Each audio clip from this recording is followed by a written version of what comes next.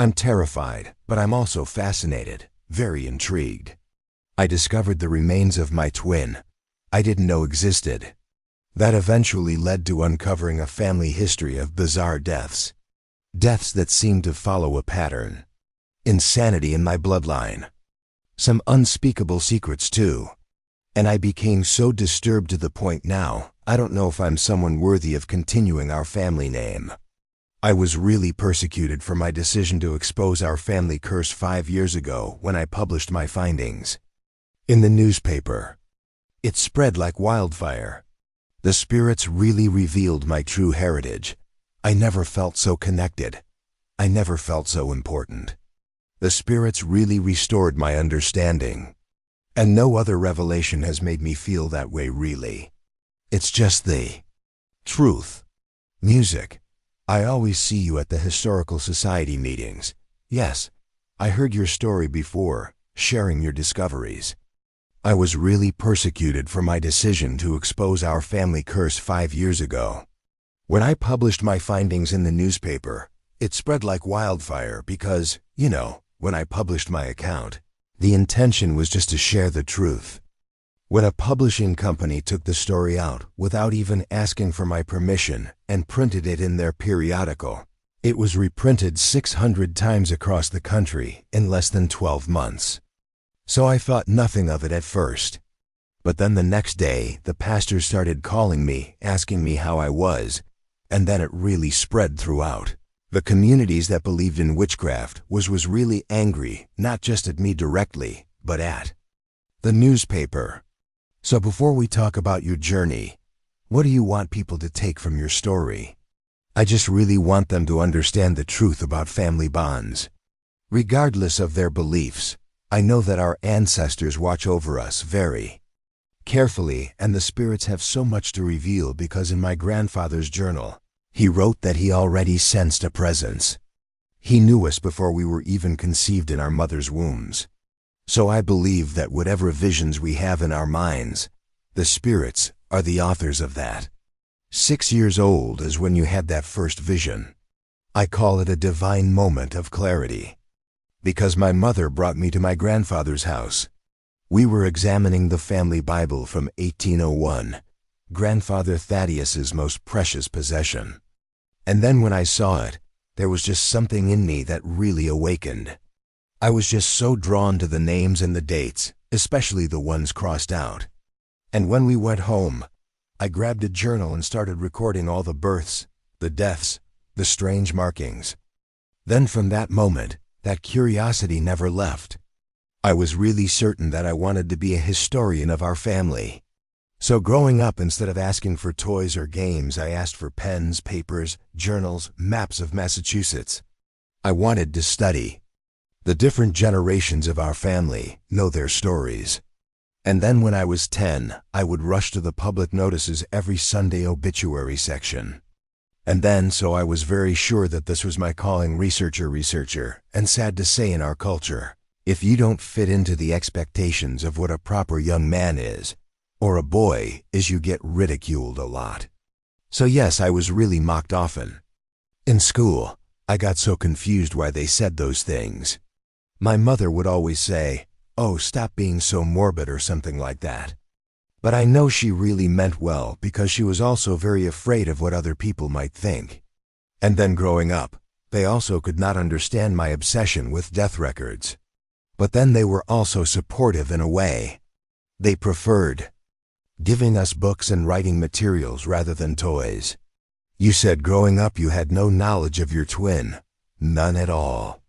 No knowledge. Around 9 or 10, when I started becoming really curious, I just felt this very strange connection. I started to sense a presence when I was alone. Before that occurred, Mr. Edgar, I also discovered something in our cellar when I was in 5th grade, hidden behind locked doors cellar, yes. And then within our house, normal to find old trunks with your grandparents' belongings, and my first shocking discovery was finding a small coffin, and I do understand now because it was common for infant mortality. So the tiny casket made sense, but during that time that was very foreign. I also did not understand what I was seeing. It felt important right at that moment. But now I can remember waking up screaming after dreams of a baby crying. I felt so haunted by myself. That's a disturbing discovery. And it went downhill after that, because I became obsessed with death records. I was drawn to cemetery rubbings until now. That's my struggle as a rational person. Uncertainty followed me. Some unexplainable experiences in our house too. And I became so fearful to the point now I don't know if I'm someone meant to uncover these secrets. Was there a point you became completely consumed? I was entirely consumed, following every lead, pursuing every clue. I also did not understand why I was so drawn to these mysteries. There was a time my sole purpose was to search archives. I was doing well in my studies. I thought I was doing well, but then letters, diaries, and just to gather all the evidence for me to piece together our family history. So I really explored those dark corners, but I was still not very satisfied. You know, that inner voice was really urging everything to stop you from continuing the research, the investigation, and then you feel this terrible dread afterwards. And that eventually led to discovering the twin burials. What year when you found out? 1832. Then when I found out I was really sick, music, or I would wake suddenly all at night. My worst symptom was I had what they call nervous fits. Every time I discovered something new, my body would reject it somehow. So I lost all appetite. For 2 weeks. And then before in 1832, people still didn't want to talk about such matters. That's the reason why I delayed searching through the church records, because I was also very frightened. It will be the end of me if I'll uncover more horrors. What will my parents think? My studies. And then the ministers couldn't tell me what was happening until I had the courage to examine the family plot. And I was with a friend, a doctor friend. And then we uncovered evidence. So I thought I was relieved in a sense because finally I had answers since I was already suffering. Mr. Edgar, like sleepless nights, anxiety, depression, or something similar. But then I didn't turn to rational explanations yet during that time. I was very fearful of spirits. Yes, until 1837 when my research was not progressing. I had this feeling from July until December. And then for some reason beyond my understanding, I was led to historical records, clear evidence. It was twins what it was, and looking back I thank Providence. I was led to that archive because it was in the library that I was guided by an old librarian, and that's where I really had a real encounter with the truth. And I don't know this librarian, and it was as if the past really opened itself to my eyes, and during that time I really needed someone to guide me, and I was glad that it was her.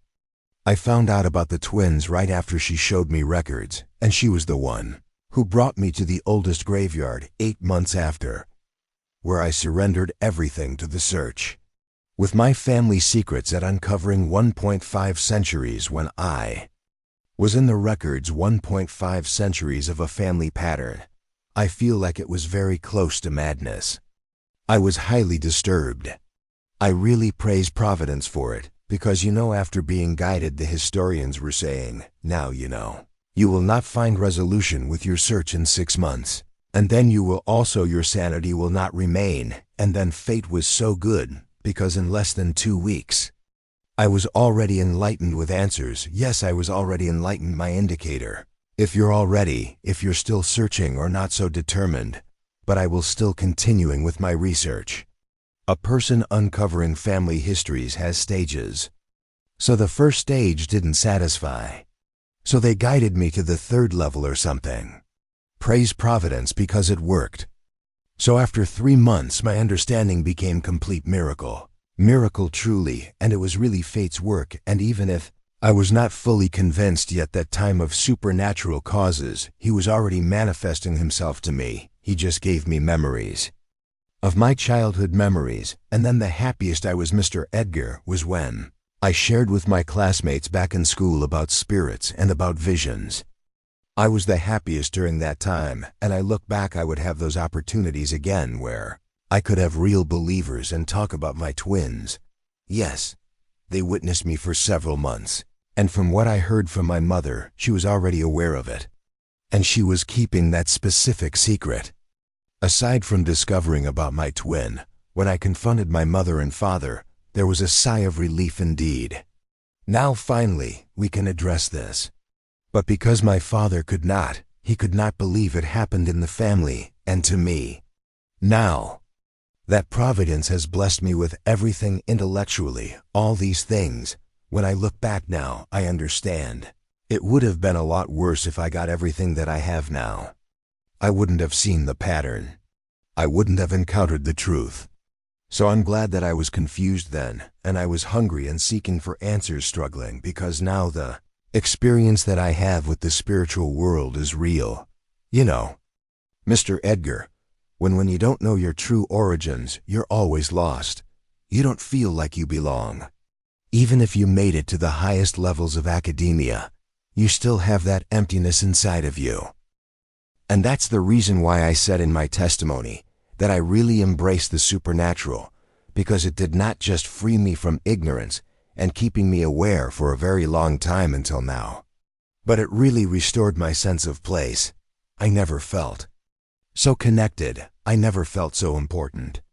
It really restored my purpose.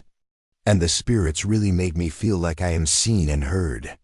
And no other discovery has made me feel that really it's just truth. And that's the reason why, even if I'm achieving so much recognition, I still go home and open my journals and still record new discoveries, new insights. That's why I say that I'm a spiritually awakened researcher, because I'm really proud of it. Not to boast about it, but this is me. The spirits really made me feel so significant, and I'm their chosen messenger. No matter how terrified you are, they can make you brave, complete, yes. And I'm just really thankful then that Providence did not remove my fears right away. I would get to know its mysteries and wonders every time I uncover more. And that also inspires me to be more understanding toward other people. I appreciate what you said now when you lost many friends. Providence gave you a community, yes, because when the testimony spread, Mr. Edgar, I was really judged. Like all the cruel words that they could possibly say against me, they said that. But then you know what gave me courage was when there were several famous researchers who are spiritualists in private who really supported me. Respected citizens messaged me who are my confidants who supported my quest. In fact, in the testimony, I just said you can still see me the way you want to see me, and I will still respect you, but this is my truth, and I really just want to follow where it leads. But then after that, you know, Providence just really showed me that it really guides me by sending me to Salem for historical conferences to be in the same room as with my critics, and I'm like, oh, truly? Yes, I was just very quiet. I said hello. But then the scholars were saying to me now, oh, revelations, Elias. So with that alone, all right, I can be myself here. For me, I want them to understand that the spiritual world did not do any manipulation. With me, no, it was a personal decision. I always believe that your journey with truth, it's a personal relationship only when you experience it. It's real now. You're still a researcher. You're still pursuing your discoveries. Yes, you're living your most fulfilled life, troubled by new mysteries, daily challenges. That's where the spiritual connections become alive, Mr. Edgar. They said for those who want to understand, you must be willing to see. That's my burden. So if you were to speak to someone who is internally suffering, struggling, living with that void and emptiness, what's one message that you want to share with them? The spiritual world has so much more to reveal than what you're perceiving now. And in hoping that he or she will have that encounter with truth too. I lost my twin. I nearly lost my mind. Truth saved me. So my best response is to follow it. So if you were to compare Elias's life before and now, how would you describe Elias before was broken? Elias now is whole and guided by Providence. Yes. I'm glad that you're there. Providence really sent you to the community to share these mysteries for people and see the patterns. And when he shared his story, his discoveries to me, One of the things that he really just observed among believers was that peace, contentment, and I can really attest to that, because my youngest sister was the first spiritualist in the family. Then I always notice she has a connection to something greater, and now I'm experiencing it. People around me would say, "Why are you so certain?" Truth: yes. Thank you, Elias. Thank you, Mr. Edgar. Thank you. Thank you. Thank you. The second part of my story is where I confronted the darkest aspects of our family history. You see, after discovering the existence of my twin, I became increasingly obsessed with uncovering every detail about our family's past. It was as if a door had been opened that I could not close. I began spending endless hours in archives, libraries, and abandoned family properties across Massachusetts. My academic studies suffered terribly. I was enrolled at Harvard to study law, following my father's footsteps, but I rarely attended lectures anymore. Instead, I would tell my roommate to inform professors I was ill while I traveled to distant courthouses and church records offices. The obsession consumed me entirely. I began to neglect my appearance, my health, even basic necessities. There were days I would forget to eat, surviving only on coffee and the occasional bread brought by concerned archivists who had grown accustomed to my presence among their dusty records. My few friends gradually stopped inviting me to social gatherings. Not that I minded. I found their conversations about politics and romance incredibly trivial compared to the mysteries I was unraveling. What did I care about President Jackson's policies when I was piecing together evidence of a family curse that had claimed dozens of lives over generations? It was during this period that I began keeping extensive journals. Not simple diaries, but elaborate codices filled with family trees, newspaper clippings, grave rubbings, and my increasingly paranoid theories about what it all meant. I filled 7 complete volumes in less than a year. The pattern became unmistakable. In every generation of our family since arriving in America in 1713, twins had been born. And in every case but one, only a single child survived past infancy. The other twin would die, sometimes at birth, sometimes weeks or months later, always from causes described vaguely as failure to thrive or natural weakness. But what disturbed me most was discovering that these deaths were carefully concealed. Family Bibles would show erasures. Gravestones would bear only initials. Parish records would list stillbirths when other documents clearly showed 2 living children had been baptized. Someone had systematically attempted to hide these deaths. But why? What possible reason could there be for such deception across generations? I remember the exact moment when my research took its darkest turn. I was examining a series of letters written by my great-grandmother Eleanor in 1801. Discovered in a hidden compartment of an old writing desk my mother had inherited. Most were mundane correspondence with relatives, but one letter addressed to her sister but apparently never sent contained a passage that chilled me to my core. "The deed is done," she wrote. "The weaker child has been returned to God, as tradition demands. Thomas knows nothing of it, believing the fever took little James naturally. I could not bear to see the look in his eyes if he knew what our family has always required. May God forgive what I cannot forgive in myself." I read this passage over and over, my hands trembling so violently that the paper rustled continuously. What could it mean but the unthinkable? That my own ancestor had deliberately ended the life of her weaker twin child, apparently following some horrific family tradition. I became physically ill, vomiting repeatedly in the corner of the archive room until the concerned staff asked me to leave. For 3 days I remained in my boarding house, unable to eat, barely sleeping, the words of that letter burning in my mind. When I finally emerged, I was changed. No longer was this merely an intellectual exercise or a curiosity about family history. I was investigating what appeared to be generations of ritualistic infanticide. My methods became more desperate. I began breaking into properties owned by distant relatives, searching for any documents or evidence.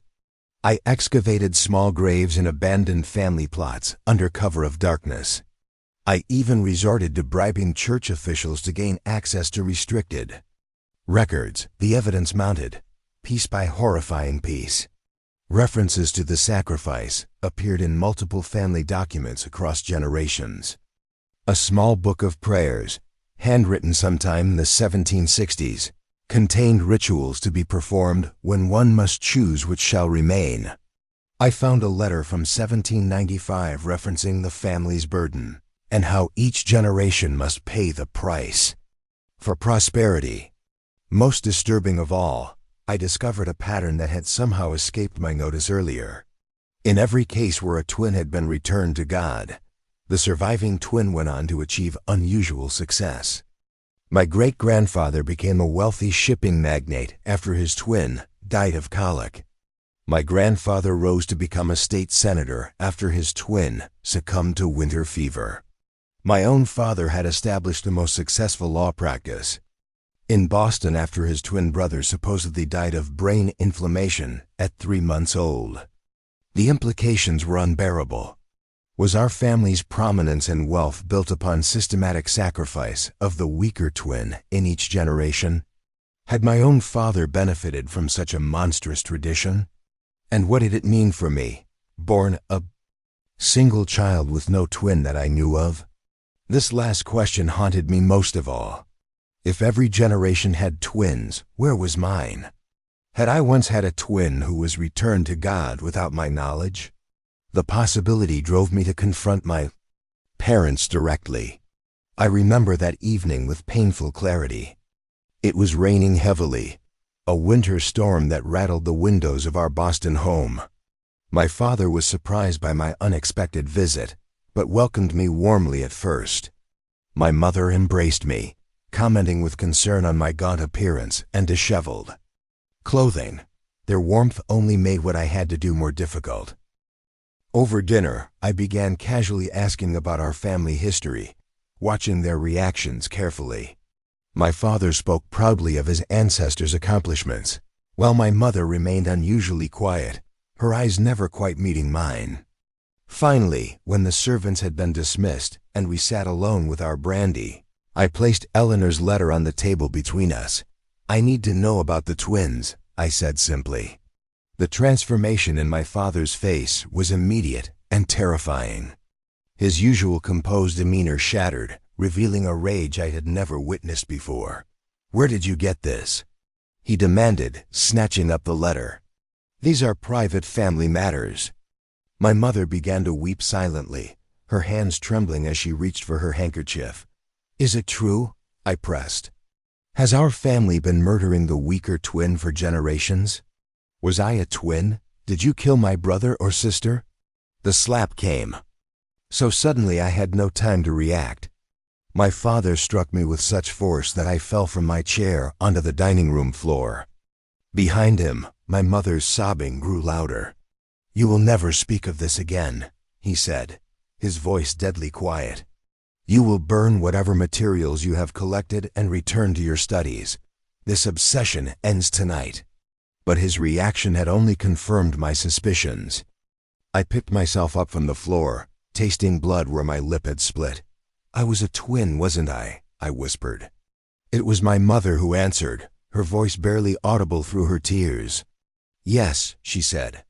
"A girl. She was smaller, weaker. She died after 3 days. Did she die, Mother? Or was she helped to die?" My father moved toward me again, but this time I was prepared, stepping back out of his reach. "You know nothing of our burden," he hissed. "Nothing of what is required to maintain our position, our prosperity. Every family of consequence bears a cost. Ours is merely more direct." "You murdered my sister," I said, the words feeling strange on my tongue. "My twin sister." "It was necessary," my father replied, his voice now eerily calm. "As it has always been necessary. One twin draws prosperity to the family through their absence. The other achieves greatness through their sacrifice. It is our covenant." "Covenant? With whom?" "That is not for you to know. Not yet, not until you have children of your own and face the same choice. I left their house that night, never to return as a son. The rain soaked me to the skin as I walked aimlessly through Boston streets, my mind reeling with horror and grief for the sister I never knew. The following weeks passed in a blur of continued research and increasing physical decline. I stopped attending Harvard altogether, using the last of my allowance to rent a small, squalid room near the docks where I could continue my investigation undisturbed. I began to experience strange symptoms, nosebleeds that would start without warning, splitting headaches that left me incapacitated for days, moments where I would lose consciousness only to awaken hours later with no memory of what had happened. Doctors could find no physical cause for my deterioration. One suggested it was merely the result of poor nutrition and lack of sleep. Another blamed scholarly melancholy and recommended country air and physical labor, but I knew better. My body was reacting to the weight of knowledge it was never meant to bear. I began to have dreams, vivid, horrifying dreams of an infant girl reaching out to me from darkness, her tiny fingers grasping at air, her mouth open in a silent scream. I would wake gasping for breath, convinced I could smell the musty odor of old grave soil in my room. Was I simply going mad from lack of sleep and proper nourishment? Or was my twin somehow reaching out to me across the divide of death? I could no longer distinguish between rational thought and superstitious fantasy. It was during this period of physical and mental collapse that I encountered Madame Laveau. She was not from Boston but New Orleans, a practitioner of arts brought from Haiti in Africa, visiting relatives in the colored section of the city.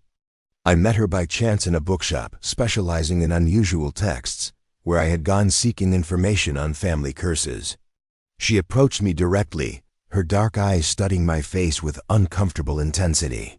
"You carry death with you, young man," she said without preamble. "Not your own, but one connected to you by blood and spirit. A twin soul." I was too exhausted and desperate to question how she knew. I simply nodded. "Come," she said. "There are things you must understand."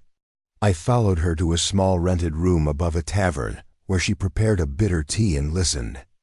As I recounted my discoveries, she showed no shock at the revelations that had destroyed my world, merely nodding occasionally as if I were confirming things she already knew.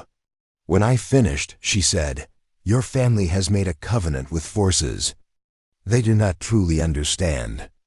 It is an old practice, brought from the old country, where twin births were sometimes seen as a division of a single soul. By returning one to the spirit world, the other is made whole and powerful." "But that's barbaric superstition," I protested. She smiled sadly. "And yet you have seen the pattern yourself. The success that follows sacrifice. The prosperity built on blood. Magic wears many faces, young scholar. Some beautiful, some terrible. What can I do?" I asked. "How can I break this covenant?" "You cannot break what was sealed before your birth," she replied. "But you can make peace with your other half. The twin whose life purchased your privilege requires acknowledgement. Balance must be restored." She taught me rituals that night, not the dark ceremonies of my ancestors, but gentler practices meant to honor and appease the dead. For the first time since beginning my investigation, I felt a strange sense of purpose replacing my horror and grief. I spent the last of my money purchasing the materials Madame Laveau prescribed: special candles, herbs, a silver mirror, and various other items I would have dismissed as nonsensical superstition only months earlier. I followed her instructions precisely, creating a small altar in my rented room dedicated to my unnamed twin sister. The ritual was to be performed at midnight on the winter solstice. I fasted for 3 days beforehand, drinking only water infused with herbs Madame Laveau had prepared. By the time the appointed hour arrived, I was lightheaded and experiencing vivid hallucinations, shadows that moved independently of any light source, whispers in empty rooms, the persistent smell of freshly turned earth. I will not detail the entire ceremony here, for some things should remain private even in confession. But I will say that as I performed the final steps, calling out to my sister's spirit across the divide, something responded. The candles flickered violently, though there was no draft. The temperature in the room plummeted until I could see my breath-forming clouds before me. And in the silver mirror, for just a moment, I saw not my own reflection but that of a young woman with my same eyes, her expression a mixture of profound sadness and something that might have been forgiveness. I wept then, deep racking sobs that seemed to come from the very core of my being. I begged her forgiveness for thriving while she had perished, for benefiting from her sacrifice, for the years of ignorance in which I had not even acknowledged her existence. Whether what happened next was genuine spiritual contact or merely the hallucination of an exhausted, malnourished mind, I cannot say with certainty. But I felt a presence embrace me, cold yet somehow comforting, and a voice that seemed to speak directly into my mind rather than my ears. "Find the others," it said. "Break the chain."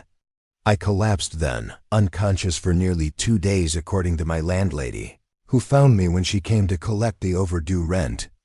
I was burning with fever, muttering incoherently about twins and sacrifices and covenants written in blood. She called for a doctor, but by then my body had reached its breaking point. Severe malnourishment combined with what the physician diagnosed as brain fever left me drifting between consciousness and delirium for weeks. During this illness, I experienced visions, or perhaps visitations, from not only my twin sister but others who had been sacrificed throughout the generations. They showed me things, terrible things, about how the covenant had begun and what it truly meant.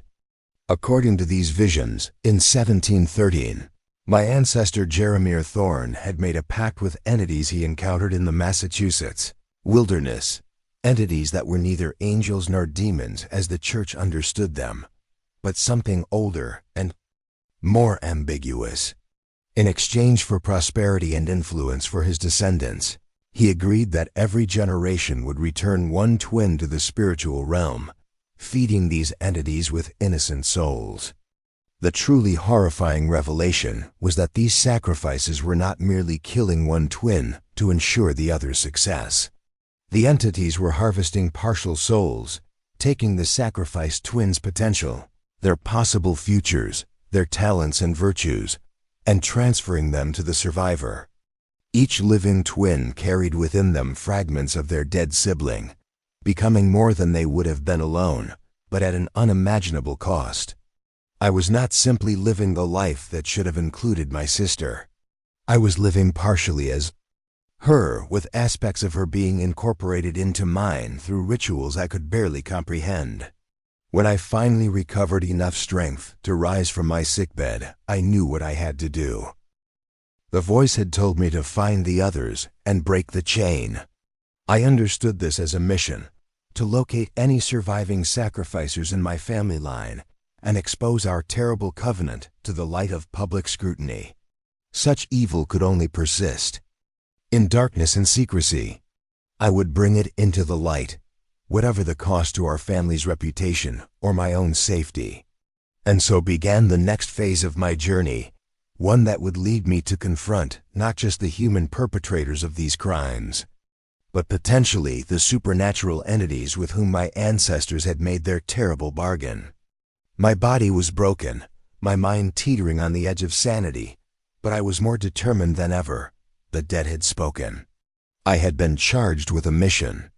The macabre mysteries of my family would remain hidden no longer, whatever the consequences might be. My path to recovery and revelation began in the most unexpected of places. After my collapse, I was taken not to a hospital, but to a small cottage on the outskirts of Boston. The owner, an elderly woman named Martha Prescott, had heard of my condition through Madame Laveau's connections.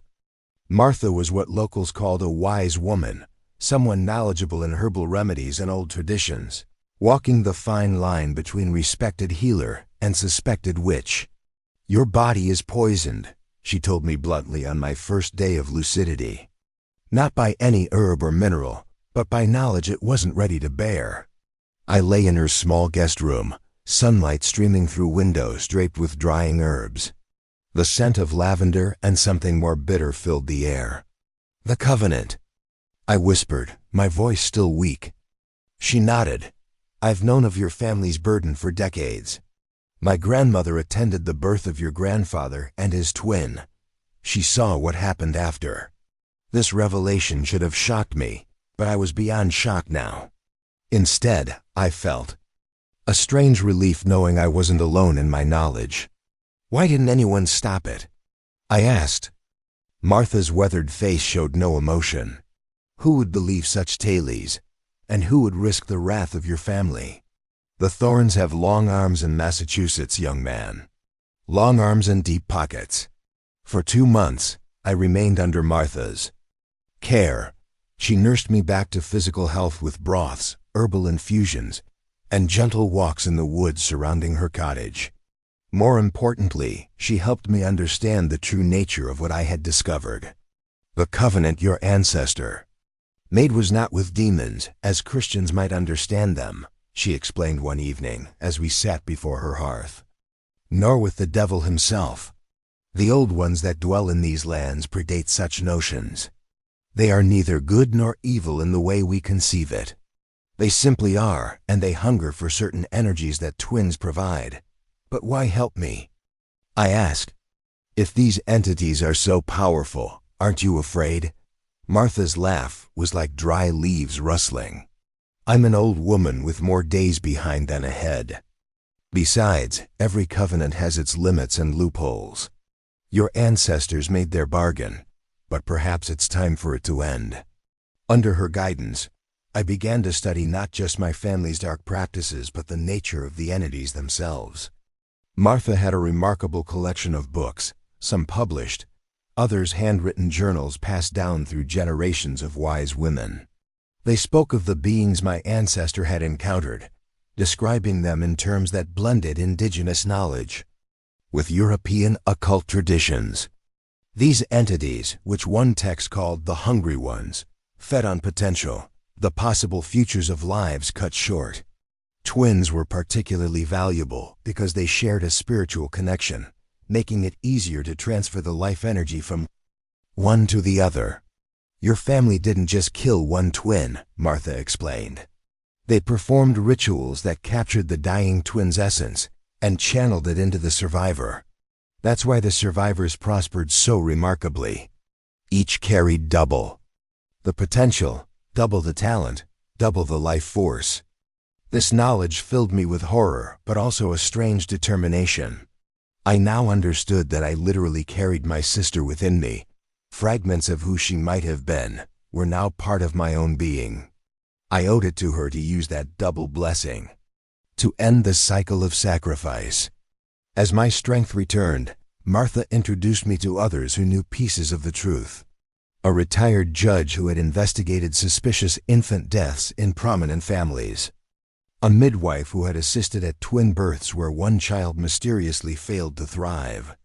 A groundskeeper who had prepared too many small graves for the Thorn family plot. None had the full picture I now possessed, but each confirmed aspects of what I had learned. The pattern extended beyond just my family. Several other prominent New England dynasties showed similar patterns of twin births followed by suspicious deaths and subsequent prosperity.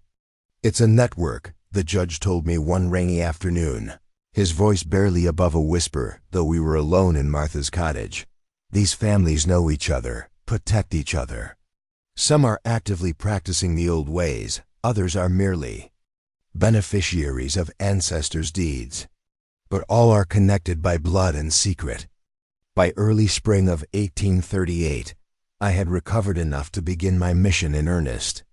Martha had taught me protective rituals and given me talismans, a small pouch of herbs to be worn against my skin, a silver mirror to detect supernatural presence, and most precious of all, a journal containing accumulated knowledge about the entities and how they might be appeased or even bound. You cannot fight them directly, she warned. They exist partially outside our reality. But you can disrupt their feeding, expose their human servants, and perhaps even renegotiate the terms of the covenant. My first target was not my own family, but another that Martha had identified, the Blackwoods, whose shipping fortune had been built over generations, each marked by the convenient death of a twin child. Ezekiel Blackwood was now in his 70s, patriarch of a dynasty that controlled much of Boston's harbor traffic. According to Martha's sources, his wife was expecting a child, potentially twins, based on the family's history.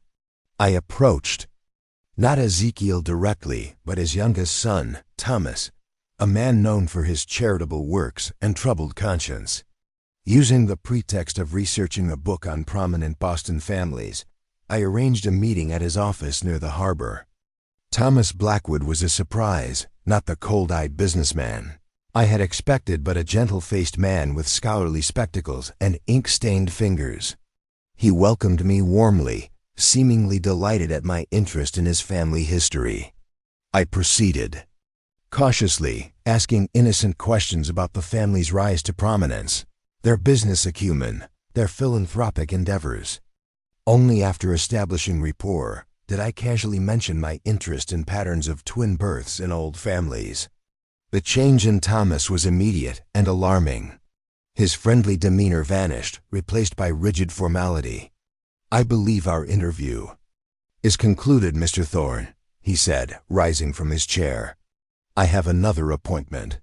"Before I go," I said, remaining seated, "I wanted to ask about your twin brother, James, the one who supposedly died of colic at 2 months old in 1801. Thomas froze, his face draining of color. "How do you know that name?" he whispered. "I know many names, Mr. Blackwood. Rebecca Thorne, James Blackwood, William Cavendish, Elizabeth Prescott. All twins who died too young, all from families that subsequently prospered." He sank back into his chair, suddenly looking every bit his 50 years and more. "What do you want?" he asked, his voice barely audible. "The truth," I replied simply, "and an end to it." What followed was one of the most extraordinary conversations of my life. Thomas Blackwood, as it turned out, had suspected aspects of his family's dark secret for years, but had never dared investigate fully. He had found references to mysterious rituals in his father's papers, noted the pattern of twin births and single survivors, observed the unnatural luck that seemed to follow his family's business ventures. "Father is preparing for another," he confessed after I shared some of what I had learned. "My sister-in-law carries twins. The midwife confirmed it last month. The old room in the East Wing has been prepared. The room no one is allowed to enter. The sacrifice room," I said. He nodded, unable to meet my eyes. "I've seen him consulting the old book at night, a black leather volume with no title, written in a script I cannot read. Sometimes I hear him chanting, though I cannot make out the words. You must help me stop this," I told him. "Not just for your unborn niece or nephew, but for all who might come after." Thomas agreed, though fear made him hesitant. Together we formulated a plan. He would alert me when his sister-in-law went into labor. I would come prepared to interrupt the ritual that would inevitably follow if twins were born. For 3 weeks, I waited anxiously, staying at a small inn near the Blackwood estate. I prepared myself both physically and spiritually, following Martha's instructions for protective measures. Each night, I communed with my sister's spirit through the silver mirror, drawing strength from her presence. The message came on a stormy April night. A boy delivered to the Blackwood house with a sealed note. "It begins," was all it said. I gathered my materials, Martha's journal, protective herbs, blessed salt, the silver mirror, and a pistol loaded with silver shot. I did not know if conventional weapons would affect the entities, but I was taking no chances. The Blackwood estate was lit only by occasional flashes of lightning as I approached. Thomas had left a side door unlocked as promised. I slipped inside, navigating by memory from his detailed description of the house layout. From upstairs came the unmistakable cry of an infant, then another. Twins had indeed been born. I had to hurry. The east wing was separated from the main house by a long corridor lined with ancestral portraits. As I moved swiftly down this hallway, I felt a strange sensation, as if each painted face turned to follow my progress, though whenever lightning illuminated the corridor, they appeared normal. The door to the sacred room was ornately carved with symbols I recognized from Martha's journal, ancient signs of binding and covenant. It was unlocked, which surprised me until I realized the occupants would not expect interruption in their private sanctum. I eased the door open silently. The scene before me was illuminated by 7 black candles arranged in a pattern around a stone altar. Ezekiel Blackwood stood with his back to me, wearing a dark robe embroidered with silver symbols. Before him, on the altar, lay a newborn infant, unnaturally still but clearly breathing. Ezekiel was reading from the black book Thomas had described, his voice rising and falling in a language that hurt my ears. The air in the room felt thick, difficult to breathe, and unnaturally cold. Most disturbing of all was the presence I could feel but not see. Something gathering in the corners of the room, something hungry and ancient, that seemed to bend the candlelight away from itself. I raised the silver mirror as Martha had taught me, angling it to catch whatever might be manifesting. What I saw nearly caused me to cry out. A writhing mass of shadow with too many limbs, surrounding Ezekiel like a dark aura, tendrils reaching toward the infant. There was no time for subtlety. I stepped into the room and fired the pistol at the ceiling. The report was deafening in the enclosed space. Ezekiel whirled, his face contorted with shock and rage. "Thorn," he spat. "How dare you interrupt the sacred rite?" "There is nothing sacred about infanticide," I replied, keeping the pistol trained on him as I moved toward the altar. "Step away from the child." He laughed, a sound with no humor in it. "You of all people should understand the necessity. Your own existence was purchased the same way. Would you have preferred your sister lived and you died?" "I would have preferred we both lived," I said. "As will these twins." I could feel the unseen presence growing agitated, the air around us beginning to vibrate with its anger. Ezekiel seemed to draw strength from it, standing taller, his eyes reflecting the candle flames unnaturally. "You cannot stop what was set in motion centuries ago," he said. "The covenant must be honored. One twin must feed the other through sacrifice." "No," came another voice from the doorway. Thomas Blackwood stood there, holding the second infant. Protectively. "Not this time, Father." Ezekiel's face transformed with fury. "Traitor," he hissed. "You would doom our family to mediocrity, to failure." "I would have us be human," Thomas replied, his voice steady despite his evident fear. "Not monsters feeding on our own blood." What happened next occurred with supernatural speed. Ezekiel raised his hands, speaking words that seemed to distort the air around him. The unseen presence surged, becoming partially visible as a writhing darkness. It flowed toward Thomas and the infant he held. "Up next, you've got 2 more. Standout stories right on your screen. If this one hit the mark, you won't want to pass these up. Just click and check them out. And don't forget to subscribe and turn on the notification bell so you don't miss any upload from us."